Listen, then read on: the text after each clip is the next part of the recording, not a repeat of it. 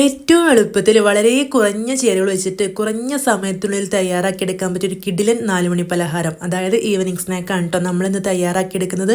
School വിട്ടു വരുന്ന മക്കൾക്കാണെങ്കിലും സ്കൂളിലേക്ക് മക്കൾക്ക് സ്നാക്സ് ബോക്സിലേക്കാണെങ്കിലൊക്കെ ഇതുപോലെ ഉണ്ടാക്കി കൊടുക്കാം കേട്ടോ. നല്ല സോഫ്റ്റ് ആയിട്ടുള്ള നല്ല ടേസ്റ്റി ആയിട്ടുള്ള ഒരു സ്നാക്ക് തന്നെയാണ്. ഉണ്ടാക്കിയെടുക്കാൻ ഏറ്റവും ഈസിയാണ് കേട്ടോ ഇതിൻ്റെ ഹൈലൈറ്റ്.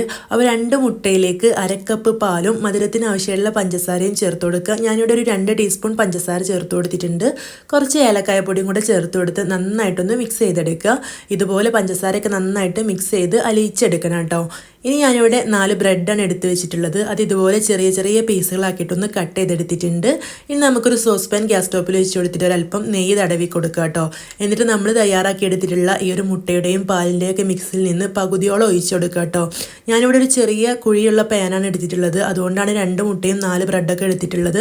നിങ്ങൾ ഫ്രൈ പാനൊക്കെ എടുക്കുകയാണെങ്കിൽ അതല്ലെങ്കിൽ പരന്ന പാത്രമൊക്കെ എടുക്കുകയാണെങ്കിൽ നിങ്ങൾക്കൊരു 4 മുട്ടയും ഒരു 5-6 ബ്രെഡൊക്കെ ആവശ്യം വരും കേട്ടോ.